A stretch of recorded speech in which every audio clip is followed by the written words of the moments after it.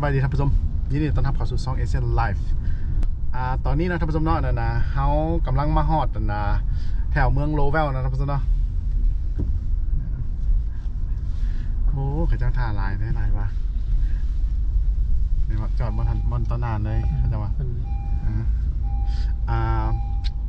จอดมองนั้นเลยเพราะเนี่ยเขาจะจัดจอดมองนั้นเลย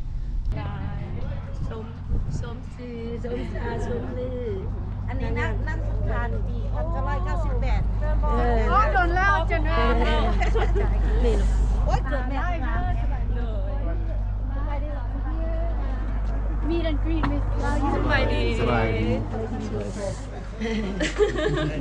ทีรันยาเนาะทีรันยาโดนเลยล่ะสบายดีประมาณ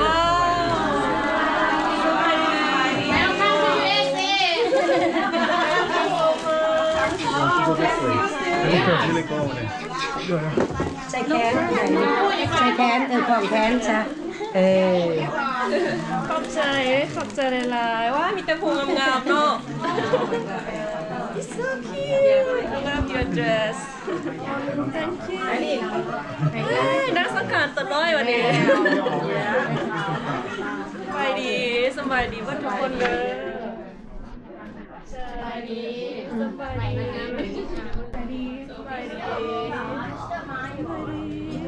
มิสเตอร์กำลังมาจะเอาเลยมิสเตอร์ประมาณมิสซิสยังคนไรวันนี้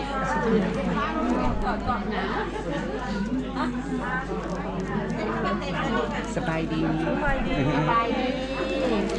ว่าทุกคนเด้อสบายดี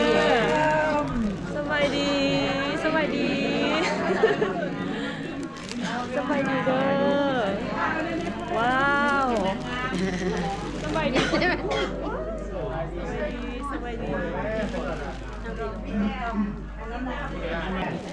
อันนี้ก็แม่ลูกชายเนาะไซไม่ไซที่ว่าเป็นทานนางงามเข้ามาเด้อ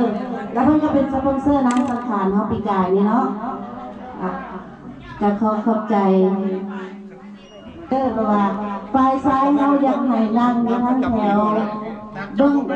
งกันดาบ่พอเนาะพักกู้ไซส์ของเนี่ยเป็นลมประมาณนั่งงัดกับมือของมาดูคนติดเพี้ยนเนี่ยเป็นเพื่อนมา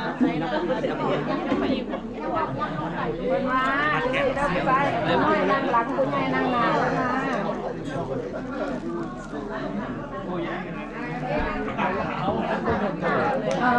นี่เต้ค่ะ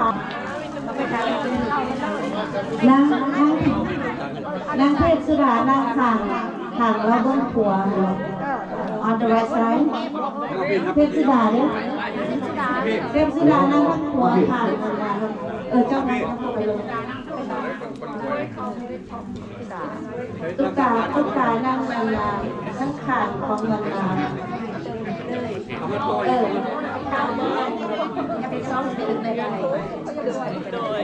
ไปอีกค่ะ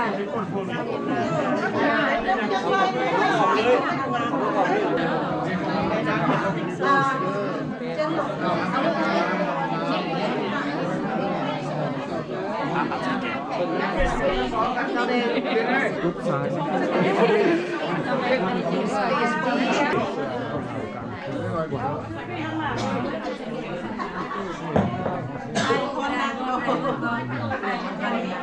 พุทธัสสะ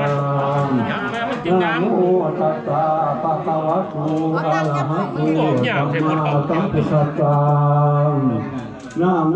ตัสสะภะคะวะโตอะระหะโตสัมมาสัมพุทธัสสะอิติปิปิปัสสะลักขิเลลักขิเลของต่างให้ของมุนหนาคนนั้นมือนี่วันนี้หมอจังหน้าที่ของหุ่นก้อนคนนั้นมือนี่มันเอาพ่อของนางสาวคนนั้นมือนี่วันนี้เยอะ ขอบใจเด้อใส่คอเลยโอ้ขอบใจได้ละใส่น้ำเลย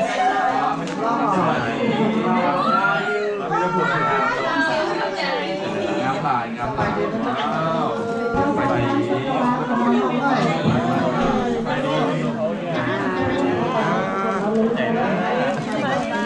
ไปดีไม่ให้บอกกันหรอกไม่ให้บอกกัน สายงามว่าจักรวาลเรากับเข้าแคเวนสาบายดีสบายดีเอายินดีต้อนรับเด้อมาเจอกันสบายดีสบายดีเห็นได้เลยเห็นได้หรอสบายดีเด้อ สบายดีสบายดีแม่จัดแม่จัดเอาเราครอบครัวแล้วเลย สบายดี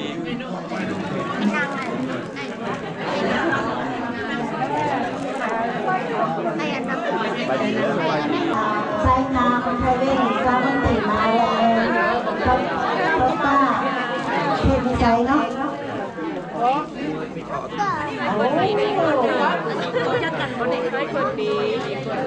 ไม่ต้องมาคุยกันอันนี้นั่นลูกชายป้าที่ว่าเพิ่งเป็นเจ้าของเวทีMiss Universe เด้อนี่เด้อ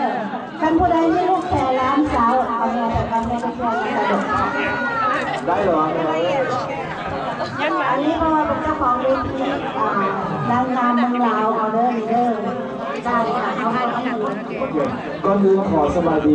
พ่อแม่พี่น้องชาวลาวทุกท่านที่นี่เด้อสบายดีหลายๆข้าพเจ้าข้าน้องเดนี่รู้สึกดีใจหลายในนามเป็นประธานโครงการ Miss Universe ลาวและ Mr. Universe ลาวได้มาเยี่ยมเยียนและก็มาที่เราแววเข้าใจในหลายที่บ้านได้ต้อนรับเข้าสู่อย่างอบอุ่นเขาโคตร Amazing และก็ดีใจที่สุดเลยที่ได้มาพบพ่อทุกคนและก็มื้อนี้มื้อวันเต็มทีนำพาสาวงามทั้งน้องหมีภูพิรัญญาและก็น้องเกวินมาฮอดอยากถ่ายรูปถ่ายเลยอยากมัดแขนมันเลยแล้วก็อวยพรลูกของเราได้เลยแล้วก็หวังว่าจะได้มาเรื่อยๆแต่ที่ไหนก็ตามมื้อนี้มาซ่าขอโทษขออภัยไว้หลายๆพอดีว่าโอ้โหว่ารถมันสีปิดกระดานไม่ขึ้นต่อมาแต่ที่ไหนก็ตามเนาะพวกมื้อนี้พวกเรามาว่าเราถึงแล้วนำเอาความสุขมามอบให้ทุกคนเนาะน้ำกันแล้วกันเจ้าไหนกันยาเด้อขอให้ทุกคนส่งกำลังใจและสร้างความภาคภูมิใจในแผ่นดินแล้วก็ส่งเสริมสาวงามกับหนุ่มรอของเราเราเป็นตัวแทนสาวลาวครับตัวแทนหนุ่มลาวที่เป็นได้1 ปีนี้1 คนนอกไม่นอกแน่โดยเข้าใจไว้ทุกคนเด้อเดี๋ยวเขาจะให้กันเนาะโดยเข้าใจร้ายจะไม่นะถ่ายรูป แม่น่ะยังไม่ต้อง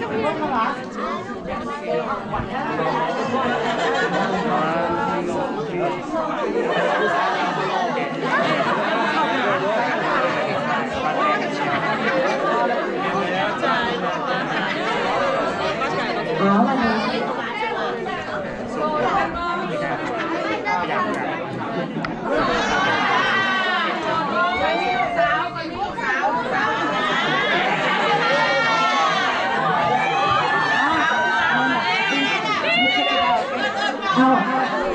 ท่านนี้ลูกสาวเลยค่ะท่านคุณว่าสิเป็นไม่เท่ากับเพื่อนได้เนาะเอาเลยผมจะรอผูกแขนนะผูกแขนเลยผูกแขนเลยลูกสาวก่อนโอ้ยน้ำ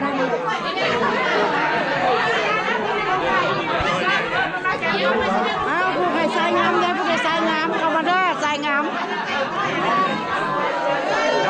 จะให้นางงามจะต้องหมูไหมเอานางงามเลยสายงามเลยเด็กคุณเด็ก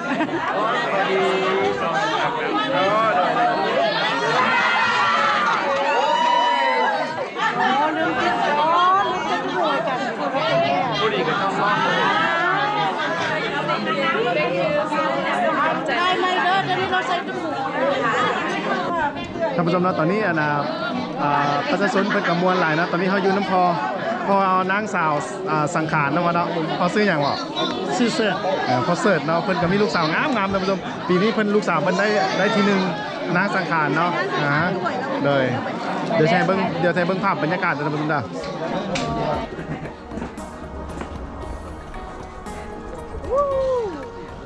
ว้าวว้าว อ้าวท่านทำเรื่องที่เขา โดย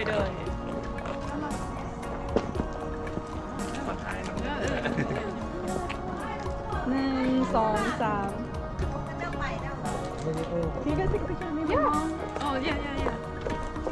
In the middle. ลูกสิลาวสนุก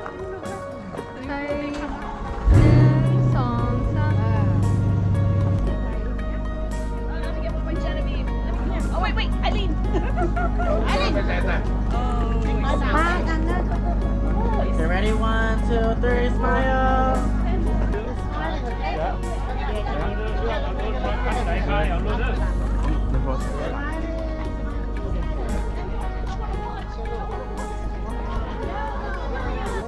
1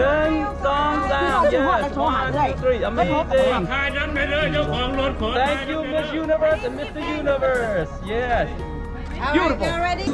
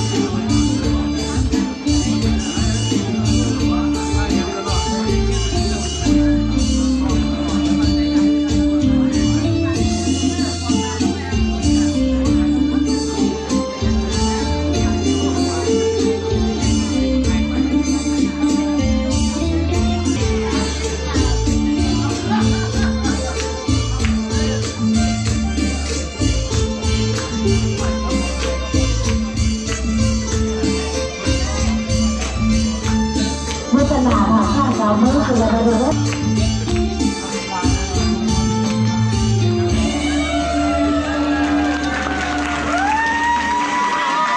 สุดยอดนี่เพิ่นพากันซ่อมฟ้อนเอาเองสอนกันเองเด้ผู้บางคนก็บ่รู้จักว่าภาษาลาวก็ได้พร้อมสอนฟ้อนการลูกหลานเอาเป็นคนได้สเตล